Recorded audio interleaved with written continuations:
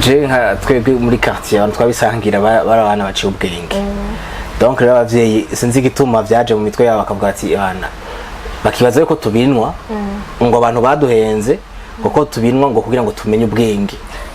kugira ngo uce twiga cane ubwo gihe twarabitora muga malheureusement vyagiye birafika ajico gihe niki giteka none atangura kunyura umugi muri 8e donc mugabo ko twagiye turabinwa vyagiye birafecta bigenda birafecta ubuzima bwacu bw'amashuri ugasanga bw'ubwenge buri ugasanga usigaye ukayoberwa kubera indero bagufatanya ibintu tagara ndiga n'ingozi bakanyirukana gutyo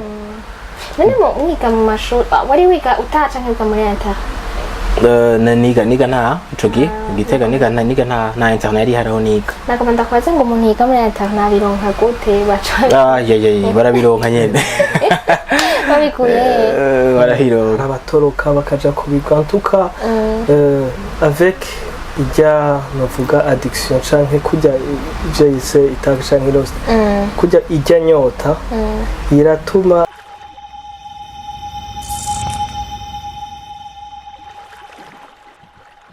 Salut guys, muraho murakomeye, j'espère yuko mumeze neza, muguwe neza, mushima Imana ko natwe dushima Imana muri BI. Ni Gloria Munezero kuri micro. Haba natewe iteka ryo kwakira abantu, nibaza ko abantu mukurikirana ibiganiro byacu murabazi. Hariho ibintu twagiyemwo bya tubivuge byari byabereye muri Croix Rouge.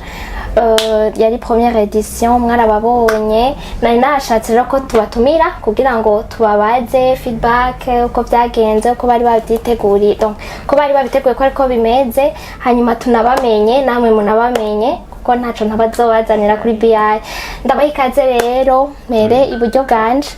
Ni sawa mumeze neza muganga donc psychologue ego kibi mumeze neza turashima no kuri Imana karibu muri BI nakoze ego Aristide nawe ego ni sawa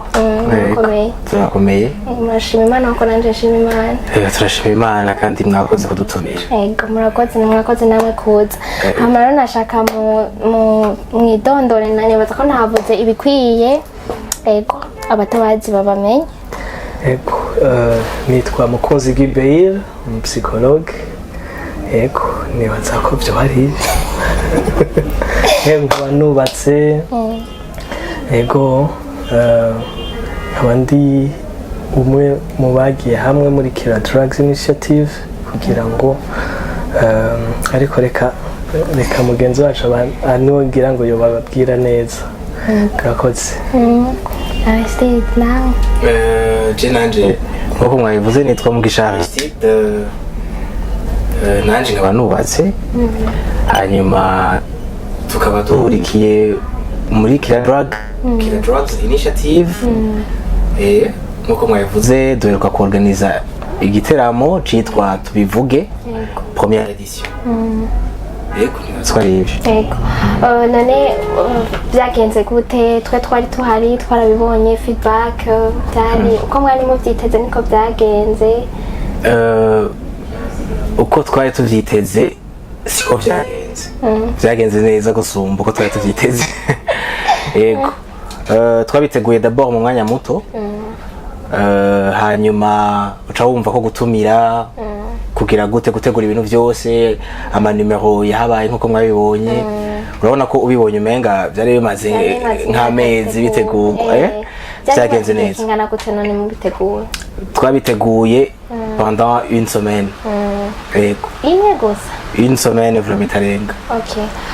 ndiko ndavuga rero KiraDrugs nibaza ko hariho abatakara ego mwoshobora kutubwira icyo KiraDrugs KiraDrugs initiative ni initiative yavutse mu mitima yacu d'abord notangura kuvuga yuko yoba yavutse mu mutima w'umwe wese gusa twagiye guhura duhuza rero iciyumviro dusanga twese dufise umutima umwe mugabo novuga kuri jewe cane je kuva mvuye mu biyayuramutwe ntanguye university nsuye kwiga nkaja muri university ico ciyumviro camye kindimo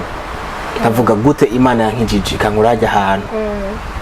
ubwo ntiyari impamvu sinkwiye gushinga intahe gutangura gushinga intare byari byoroshe mugabo kuzo ndabivuga nivyo byatumye nza ndahura n'abantu bamwe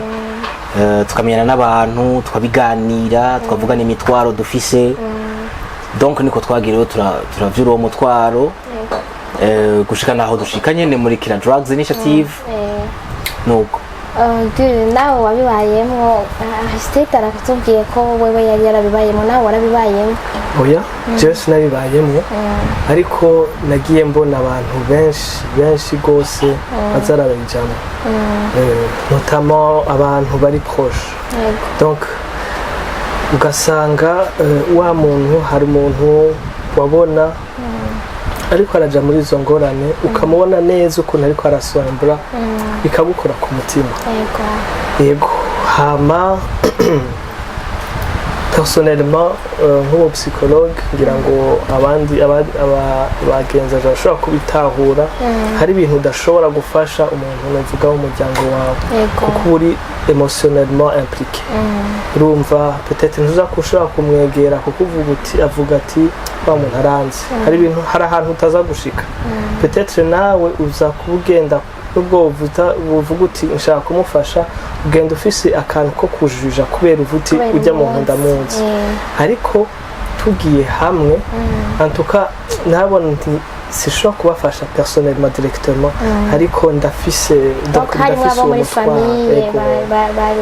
ego abagenzi hari n'abatevye bakitaba Imana kubera vyo mugabo en tout cas ndabona yuko biriko birafekta igihugu biriko birafekta societe tubayemo yego muri KiraDrugs nawe muri bangahe ubu tuvugana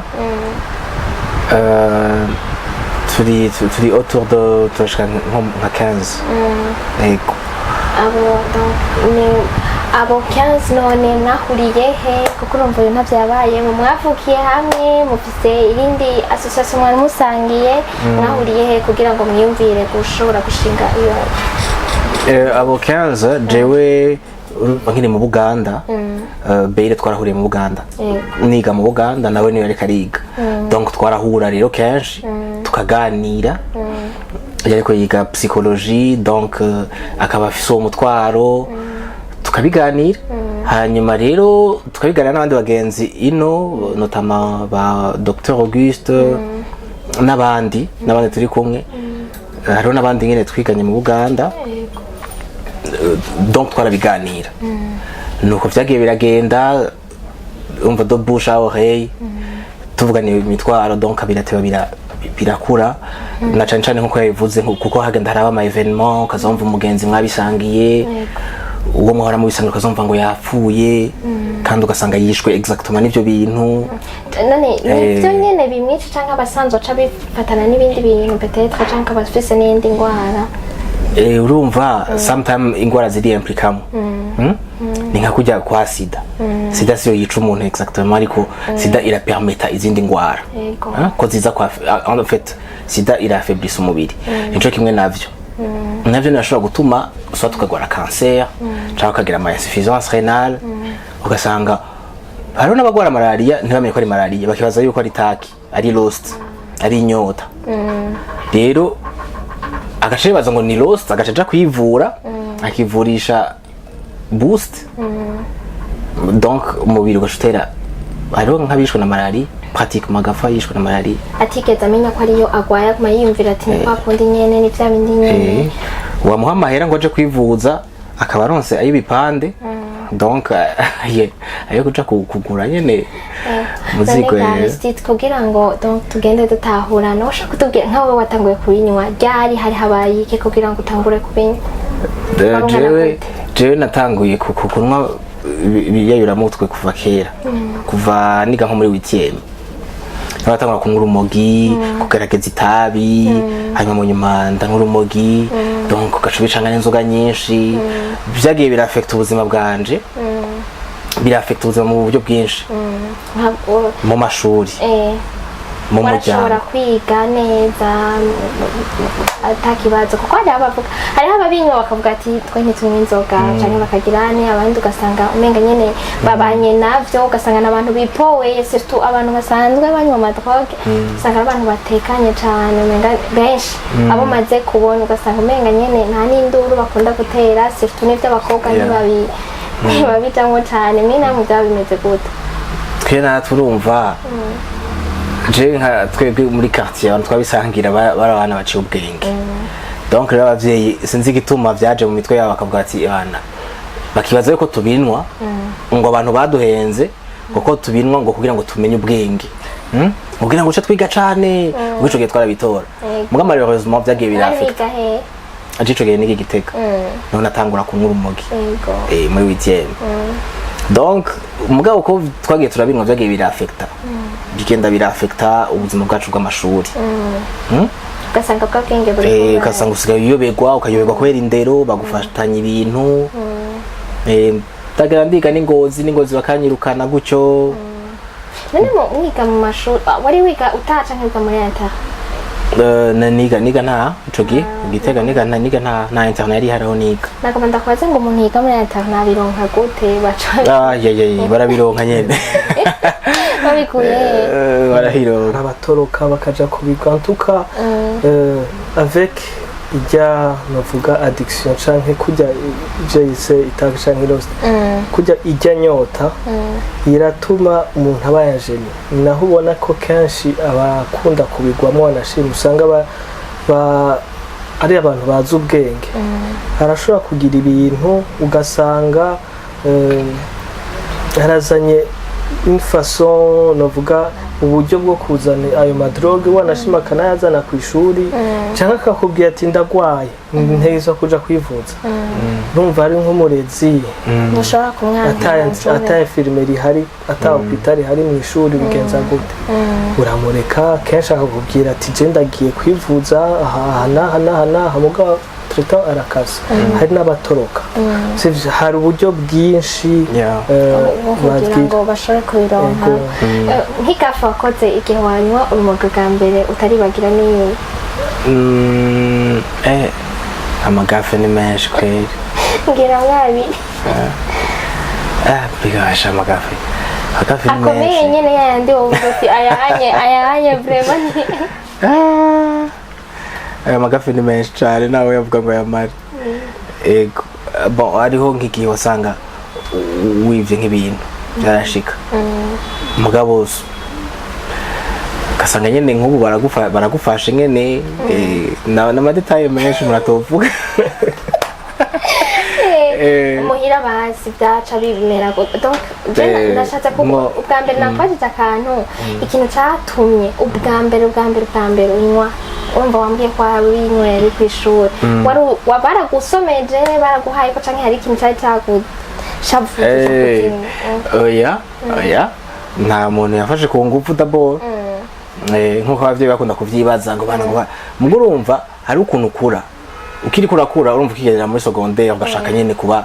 gufitinga muri groupe hanyuma rero tukabona aba grand frère ingene bagenda arababire babaye amaganja bagenda baradundika bakavuga ati je nanje umunsi umwe bana numva kumva nyene nawe ifo ko umubire nawe rero nuko vyatanguye je nabancomesheje iganja ya mbere bari bagiye kubaye je ndababwira ni mugiye kubaya tugende tubaye urabona nkaho umenga uramaze kubaya birazyo ibintu byo kubaya je ndabizi kuva kera umunsi wagana turacoma emwe twavuye navuye bana sinokubwira nagenda ndatwenga inzira yose hari kuzuba rya 13h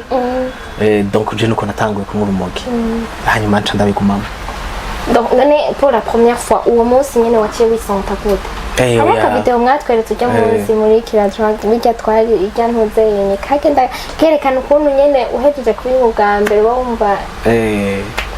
urumva umunsi wa mbere ubaye urumogi urapayuka kabisa urumva bivara rero biratandukanye nkabenga nawe bivuga neza amfata ukuntu umunsi wa mbere wiyumva biradetermina n'ingene na effet bizo kugira ko mu nyuma gute mu mutwe kuko hari gihe wumva nyene hariho n'abikubita hasi hariho abatangura no kumva umenga basaze je nk'uwari umujene tugeze kubayisha igihe kimwe atangura gukoma induru ngo gira yiyahure ngo twamwishe ngo twamuroze riga turamufata turamobiliza ahantu ugira ntava agenda arabwira abantu ngo bambayishije ngo bandoze kandi birahana ngo umuntu nk'ubunya bivuze naho bavuze ngo mwamucomesheje iganja urumva muca gusamba mugabo nka je umunsi wa mbere ebana nagenda ndatwenga nkumva nyine ntabona neza nkabona abantu bose umenga bariko barandaba mu maso bana abantu muhuramwe barabara wagenda winyegeza ubona ko cyo ngo arambonye ngo arambonye abantu bose ngo barabara kagenda urinyegeza je reka je byashiki ugenda ndatwenga inzira yose gushika muhira none nk'uwo muntu yaravye ngo twaze wewe nk'umuntu basi nk'ayo madrogue mu bisanzwe nayahaye akara cane nk'umuntu ahereye ko afati uyu mwanya aragiriye ko burundu icambere na mbere urumogi ariyo bita cannabis sinzi ko muvyibuka batubwiye yuko ari donc hallucinogène no kuvuga hari ibintu ushobora kubona donc utangura kwimagina ukabona ibintu bitahari sivyo hareba nkuko onya uvuze niyo no kwita crise ya paranoia aho uvuga ati umuntu aranyishe ni mwebwe munyishe atani kintu na kimwe atanungikana nakuvugisha hari nabandi bicara bakabona utuntu tunyenyeri bakumva bararyohewe baratwenze sinzi ko wibuka rero nigeze kukubwira twari kumwe ku ishuri dutashe twicogeye twiga Bujumbura ngaha mugabo twarataha donc twariga après-midi wewe rero aratoroka aja kunwa urumogi anatanda yuko tuheza donc dutaha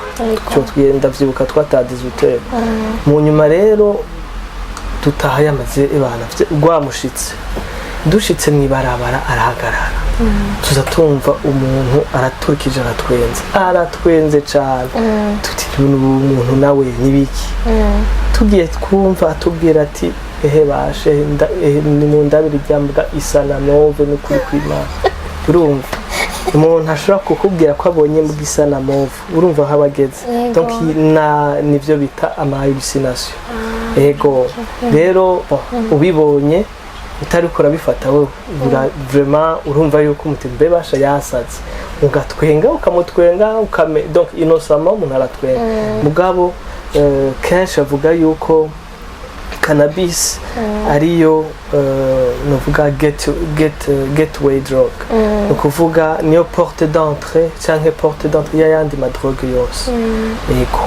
kenshi usanga batangura kuri ayo madrogue sivyo kenshi donc kuri cannabis bakazoshika muri za boost za cocaine n'izindi zose yego reka tuvuge kuri KiraDrugs no KiraDrugs mumaze gufunda KiraDrugs mukaja mwambye ko muri abantu 15 mwaba mufise intumbero iyahe KiraDrugs tunavuze 15 ariko hariho n'abandi bakomeza kwinjira hariho n'abandi bakomeza kwinjira kandi ntiturugana n'imiryango n'abandi bashaka kwinjira barahawe ikaze bumva bafise umutwaro wo gufasha abandi intumbero dufise si yindi intumbero dufise ni a free drug community no kuvuga communauté itagira drogue no kuvuga yuko tuviza ko notre communauté mu Burundi hazogera igihe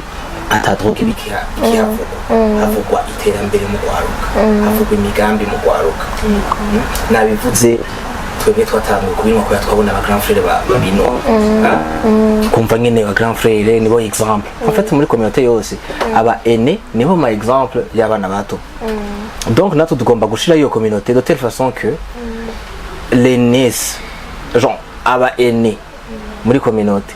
baba batanga exemple y'iterambere bakaba ari entrepreneur bakaba ari docteur bakaba ari abasimigambi donc uburyo abana bazokura baraba aba grand frère babo bakabona aba grand frère babo baba entrepreneur bagati nane nshaka kumera kujya a free drug community rena abamaze kubitura mu bafasha gute hari abamaze kubitura bamaze kunywa amadrogue muba mumaze gufasha kugira ngo mubone basi umwa hariho yabihevye aramaze kugira ashitse ego en fait no kugira rero tuje hamwe twiyumvire nico kintu byarabaye challenge ikomeye ni benshi twagerageje gufasha bamwe bakabivamo pendant 2 mois ariko kohera habura iyo accompagnement akabisubiramo muzogende murabe no mu macentre hari no munsi ni benshi bajayo kandi vraiment après quelques mois bakaba bihevye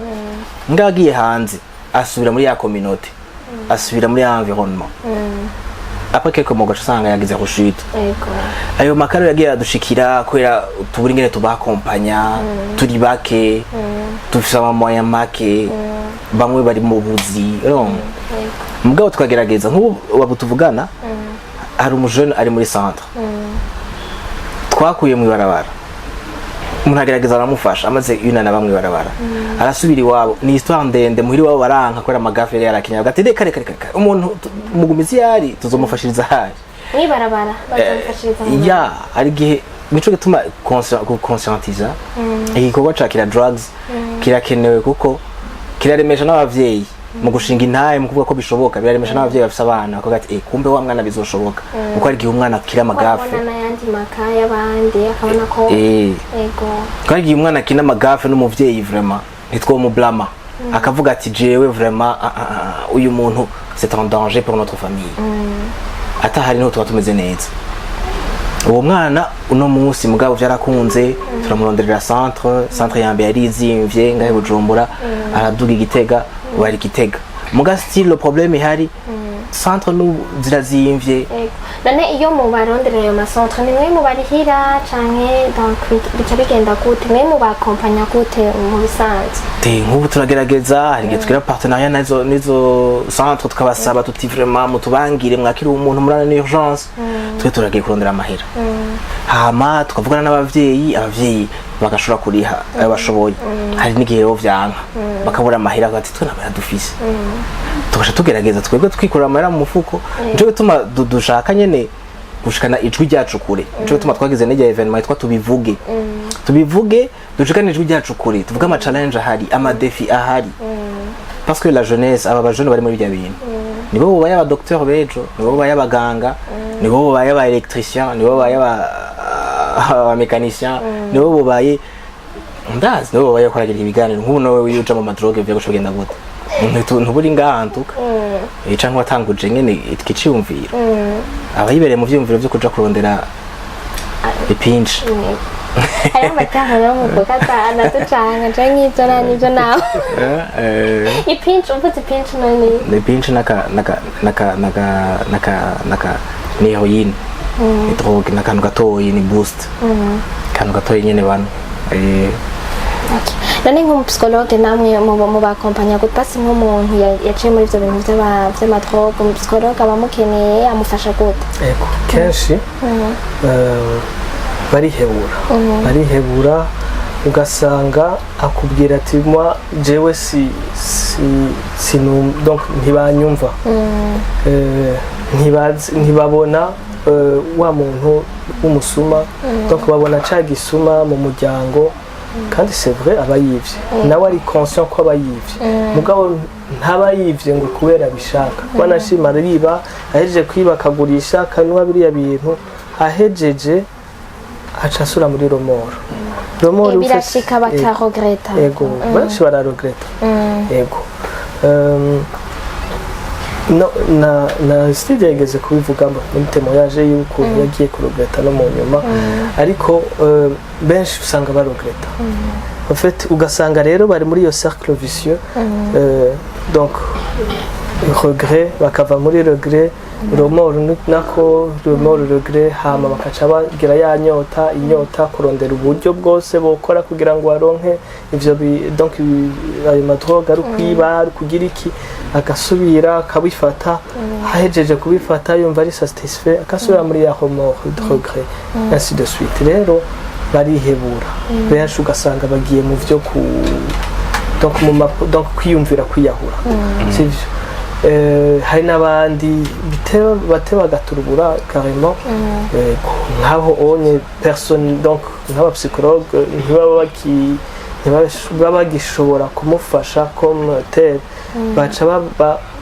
baca bafashwa n'abapsychiatre bajya bo muri za donc centre neuropsychiatrique par exemple ya Bujumbura ya Kamenge nako donc amacentre mwe nayo donc kubera biba byararenze inkombe exactement donc tukaca tubafasha muri iyo ntumbero yo kubasubiza espoir kandi no kubafasha kuja mu byo bita donc les étapes za changement no kubakurikirana mu bintu bya sevrage bikenewe yego murakoze cyane je ndikundumviriza mufite icyumviro ciza cyane kandi mwakoze n'igikorwa ciza rwose antuka umuntu wese ariko araraba nk'uko mwabivuze birashobora kuba byarakubaye ko directement ou indirectement nta muntu n'umwe iyo ka nibaza ko atayibona meme no mu kibano naho mu nzu wanyatayo bari iriho antuka mu kibano biba bihari none mwebwe namwe rero basimusabiki kugira ngo KiraDrugs mushike ku ntego mufise mwihaye kugira mufashe abajone benshi buru mama ko mukorera ngahi Bujumbura gusa hari aho mwashika ngo muduge ruguru mu mafamiye hari aho mwashika harenze ngaha Bujumbura ruguru ntiturashika komtera mugabo je nkunda amaze kuduga Igitega kuja kuraba uwo mujene ari muri centre y'Igitega yitwa Teen Challenge abantu bita kwibuka ariko dernièrement hariho n'umumama yantelefone w'Imwaro ambwira ati vraiment mumfashirize umwana yari yihebuye abantu bararemerewe nivyo abantu batazi mugabo utaratunga umuntu anwa boost mu nzu canke umuntu w'umujanki w'ikindi kintu ntushobora kubimenya wa wundi utasiga telefone muri salon ngo usoke kwibarabara ntucupika amakrize ubwo telefone yanje rero twebwe vraiment ikitwa turakora n'abantu bashobora kwibaza nyene ko bitabaraba kwera avuga ati je ntawe mfise abinwa nta nuwo duvana ikintu ariko biyo bikuraba kuko ni waja kuvugwa n'umuntu yibereye swingi azogutera urushinge arutera hatariho canke akubage nabi kandi nivyo hari abantu bashobora kuba bari nk'aba bantu bafite amaposta akomeye ugasanga barabinywa meme baganga ya abantu biga amashuri babinwa kandi bagateba bakanayaheza canke ugasanga anabitanguye yarahejeje ayo mashuri donc hari umuntu aba genre ukabimenyera ugasanga ubinywa neza ubuzima bwose buragenda neza atakibazo urabinwa neza po ha mama ariko ala long niyo ngorane haba twese rega tubitangura twibaza ngo turabimetrize mu nyuma bigaca bikumetriza rero byovyo bigaca bitangura kuguharurira aho binwerako utabironse ugaca uhinduka ukawundi muntu cyangwa ukaba capable yo kwiba canke kugira ikindi kintu donc bigatangura kugupangira rero horaire wewe ucumo esclave wavyo bica bihindukira niko bimeze hanyuma warubajije uti none mukeneye iki twebwe turafise ama activité d'abord dukora nkurana twaragize événement yitwa tubivuge first edition hanyuma samedi turafise ama samedi sport iyo samedi iba kabiri mu kwezi tugize iyi samedi iyindi kurikira ntitugira tugira iyindi samedi kurikira bakugira premier samedi du mois n'iyindi ya avant tuza turalterna hanyuma hashobora kuba ama circonstances peut-être ashobora gutuma dusivya nk'iyo samedi bivuye ku bintu byinshi nk'ubu nk'igihe tugira rya événement twagize vendredi samedi kurikira twari sansogira sport ntitwayigize hanyuma urumva turagira ayo ma samedi sport twayise KiraDrugs samedi sport rero duhora tugenda tukagira sport tugira sport tujana tukicara tukaganira nimba uri karaheba drogue byo biriko biragora akatubwira aho biriko biramugorera hama nimba hariho ufise ka yovuga ati hari umwana mfise mwumfashiriza tukabimenya donc tukavuga nyene autour y'ico kibazo ca drogue hagati muri twebwe nka KiraDrugs community. Donc iyo samedi sport ayo ma événement m'organiza na événement mbega na ma activité m'organiza ayo ma activité m'organiza azamwo abantu muri KiraDrugs gusa cyangwa umuntu anywa ayo ma ntoze cyangwa n'undi muntu wese ari yafite kubiza twebwe turi ouvert à tout le monde umuntu wese yumva ashaka kutujoininga arahawe ikaze muhurira he mu babimenyera he pour l'instant turafise itinéraire duhunda gufata ni 28 Novembre umva nk'ubu hari abo duhitana kuri rwa Karede aba basanzwe baba nko mu Ngagara Kamenge Carama tukahora ajya kuri rwa Karede tukaba tubandanya tugahitana abandi kuri Nadel ajya kuri Nadel ajya kuri station Kobile twaje tukaduga ku college gatoyi dushitse ku college tukamanuka tugenda rero kwicara hajya impande ya jardin public kuri Medina niho dukunda kwicara akabari kitwa Medina tukatwicara tukaganira tukagira cercle tukavugana muri Rohero tukavugana nuko ntiwari bwaheze rero kumbwira ibyo wari wifuza nishatse kugira ngo umuntu azabyumva azabwira ibyo mwifuza kugira ngo mushike ku ntego yanyu ibyo twifuza turakeneye vraiment ubufasha kuko nko mujana hariya ari muri centre arakeneye ubufasha habuze uburyo umwana abishaka yabibaye nk'umwaka wose aba mwibarabara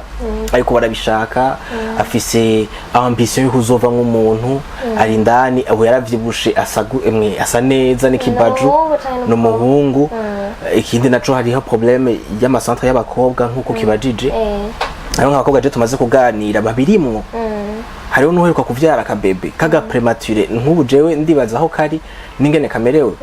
kari en danger ariko abo bakobwa ntibafise aho bafashirizwa muga Dieu merci Dieu merci narumvise yuko nyakubahwa umutambukanyi w'umukuru w'igihugu yuko afise uwo mugambi wo gufasha abakenyezi bari muri ivyo bintu by'amadrogue donc ni ikintu dushima cane ko kizobafasha kuko nk'ubu pratiquement ntibafise aho naho ushaka kumufasha nta centre zihari umuntu ushobora gutwara ngo ni wawe ngo ugire n'ibibari nka twebwe ubona twumutwarahe mugabo hariho abadamu turi kumwe n'abakobwa tuguma tuciyumvira tukabagirira ama accompagnement aho bari nk'ubu je nagerageje kumwirukanga inyuma mugabo yasuye gupotera ntimunamuronka naho n'amatelefone adacamwo urumva uratebuka mubura kubera aho hora umusanga hari igihe usanga bamwirukanye nk'ubu baramwirukanye aho yarari harabaye ingorane haraza abapolisi hanyuma umukobwa aragenda urumva ubu sinzi ahari pratiquement mbwa tuko turamurondera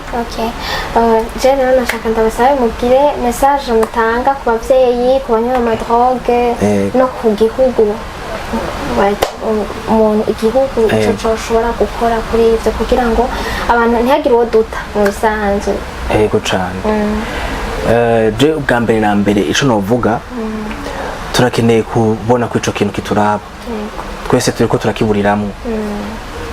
n'uwo bataravyara ejo azovyara kandi kuvyarira muri environnement nk'iyo hariho amadrogue aguma sirikira abantu bayahanahana bayanwa bayasangira bazomudomeka umwana wiwe donc il faut yuko tuja hamwe dufashanye hanyuma twumve nyene yuko ari ikibazo kihari mbe hajya abavyeyi bahura n'ibibazo nyabaki n'ababa batabinywa abavyeyi b'abana banywa ayo madrogue ikibazo cyane bakunda kugira muri societe yabo babaye abavyeyi icyambere na mbere hariho bavuga ko mu Kirundi tuba muri communauté tuba muri communauté kenshi rero usanga abantu baravuga rero baratinya canke baragira ibisoni kuba baca bitwa ngo ni iciro ry'umugani kuko burya umwana donc indero y'umwana niyo bwa récompense canke ibyishimo donc ikintu umuvyeyi ashobora kwishimira kuko sivyo bati umwana wa donc abana bo kwa naka barezwe neza n'abana urabona kama ico onye ni pride sinzi ko no bivuga ni ikintu fierté ego ku muvyeyi rero ico ni cambere usivye yuko nawe ubwiwe ababona wa mwana yinvestishijemo sinzi ko novyita ko investisamo emotionnellement washizemo ingufu emotionnellement wa mwana yakura zijora gwaye wa mwana ukunda sivyo wagibona kura wa mwana wari wibaza yuko azokubera agakoni mu busaza ko mu busaza donc azoza aragukwega nawe mu minsi iri imbere mugabo ukabona ariko aragenda icyo ni ikibazo birakwica mu mutwe birakwica mu birababaza mutwe mu mutima hama rero ukaca uja kurwana rero yabivuze ibintu vyo kwiba nk'akarorero ukamugurira utuntu banashima kenshi uzosanga badahera ngo ngiye kwibanaka ivyo biba bifise oya ahera kuvyiba bigahera akaja kuvy'abandi peut-être muhira bamwirukanye canke ata moya kironka hazoja kwiba kwa murundi akazofatwa uko sivyo birababaza ni uwo mubabaro no witiranya no kubona dufate nk'uwo ufise nk'ubwato sivyo ubwato wubatse uvuga ati hajyanye niho jewe nico kintu nzoza ndasumisha ukabona buri kure wewe uri ku nkombe bwo buri kure buriko buribira ntaco ushobora gufasha sivyo donc novuga noita déclin umuvyeyi aba ariko arabona ari impuissant donc icyo cyambu ubwa mbere kirababaza ubwa kabiri aja kugerageza kugwana n'ingufu ziwe murabona abavyeyi b'ikirundi usanga donc b'abarundi usanga aragenda ngaho akagutuka ati nta soni akazogerageza mugabo abari kugira ngo amufashe ufite bo babona ko ari ubufasha ariko aratanga niyabivuga amubabaza cyangwa agira ntibizomuta ariko mugabo nibaza ko atari byo byari bikenewe hari hakenewe ko umuntu agerageza kumutahura ngira ngo yego hariho kumutahura kwanza kuko umwana donc uwo ababicamo si ukuvuga ngo hari ibintu bataba bari fier nabo kubijana donc mu byo bakora ibintu bataba bari fier rero ugiye kubimwibutsa novuga mu gifaransa bavuga ngo enfoncer le couteau dans la plaie sivyo uriko urasongera isi donc ahubwo umuntu ahubwo amuronderera centre sivyo kandi ukanamwakompanya kuko burya iyo umwana abona yuko ufise soutien hariho novuga bya bindi byo kwihebura ati narahebwe cyangwa iki ntibisura kuba avuga ati ashiramo izindi effort avuga ati hari abantu ntategerezwa kudesova bari nyuma yanjye ariko mugabo ubundi amaze kubona yuko mwese mwamutaye avuga ati shmofuna kare n'ibindi nta numwe anavyo ntakira ntaco nta numwe anjejwe niho bivangira ngo no kwiyumvira kwiyahura umuntu akumva ashaka kwiyahura yego sivyo yuko niyo donc nayo madrogue ubwayo hari ukuntu asunika muri iyo ntutse muri icyo vyiyumviro ego twari kuri message rero nubwo naciye ndabaciramo hama tuje turangiza message nuko abavyeyi cyane abari affecté indirectement bagerageza gutahura ababicamo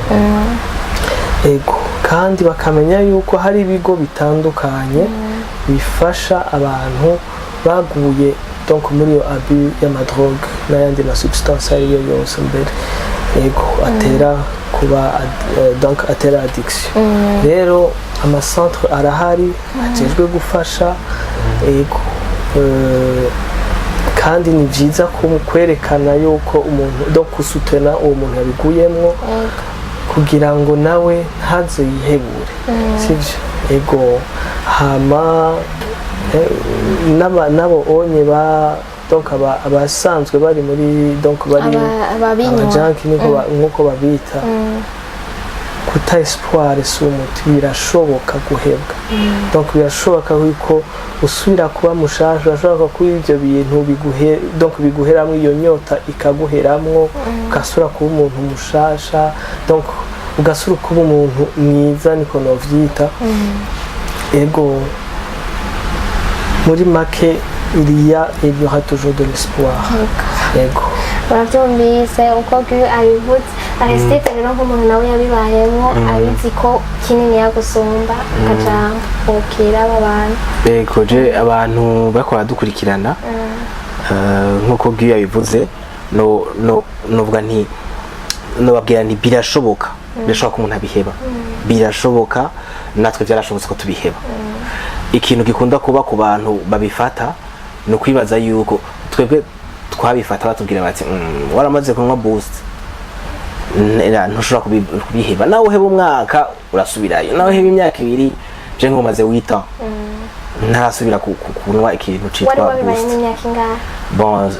nabibaye mu myaka myinshi namaze mu nka 3 ans. Mugabo ucishiramwo n'ivyo bindi byose vy'amaganja urumva boost exactement sinayo wamaze mu 3 ans. Urumva rero kukumara uwo mwanya donc ibintu bivugwa autour ya boost bavuga bati ntubivamwe nushaka kubiheba cyo gutuma benshi byanse ko babiheba ariko ndazi hari umugenzi umwe yabihevye mu Buganda kwera yabonye jewe nabihevye kwera twaratubonana naho ndabigurisha naho donc yarabona ngene twabinwa amaze ko rero mu Buganda akabona narasubiriye gufata umurongo ndakora akazi ishuri narize ndariheza byaramuteye intege byaramuteye intege ubu nawe yarabihevye ubu tuvugana ariko yiga université zibiri mu Buganda donc en parallèle ubu ni ncabwenge ntushobora kwibaza ni ncabwenge umunsi yaje ngaha azoshinga intahe hanyuma donc le message niyo yo kuvuga tuti birashoboka niyo mpamvu no muri tubivuga n'ibyo dushaka kuvuga dushaka kuvuga yuko bishoboka dushaka kuvuga yuko duteye intege abantu tubwira abavyeyi kandi ikindi kintu twahamagarira abantu nuko abavyeyi nabo botujoyininga imiryango iruguruye barakompanya nabo bana men naho barungika bakabona ko bafise suti baze tubivuge nabone bavuge ingorane bahura nazo abandi bavyeyi bavyumva abavyeyi bafise abana babo babivuyemo nibaze nabo tubivuge dutera intege abandi ico nico kintu nagomba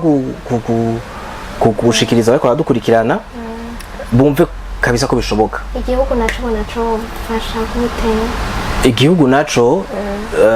nariko nifuza yuko co korohereza no saba ko co korohereza abantu bafite ama initiative yo gufasha abadroge kuko ndiko ndabiraba nta ma initiative menshi cyane ahari y'umurengera kugira ngo ashobore gukuvra aba beneficiaires bose aba UD aba usagers de drogue vraiment ni make ama initiative ni make ama centre ahari nayo ni make kandi uburyo arazimvye kandi uburyo bakoresha urabona ko atari uburyo buhanitse harakenewe guforma abantu quand même bari muri ivyo bintu natwe bo tubikora ku bushake mugani twovuga ngo turafise ama formation ngo manini ikirenga turakeneye des formations turakeneye abantu badufata mu mugongo turakeneye ahantu tugenda tukadodora twaba tuti ahantu twananiwe twashaka mu dufashe kuko twe turi en contact direct n'abantu babinwa turashika mu radio show turashika ahantu babinwera turazinanye urumva donc turakeneye yuko ahantu gouvernement itworohereza haba mu mfashanyo haba mu bintu administratif mu mpapuro mu gutworohereza ibintu by'impapuro byo kudusinyira dufata nk'ivyo twasha nk'impusha ibintu nk'ivyo nivyo twosaba leta kudufata mu mugongo kurusha uko ikora no munsi murakoze cyane nibaze ko message iri clair ico basaba mwacumvise umuntu wese ariko aratwumviriza nkuko bariko barabivuga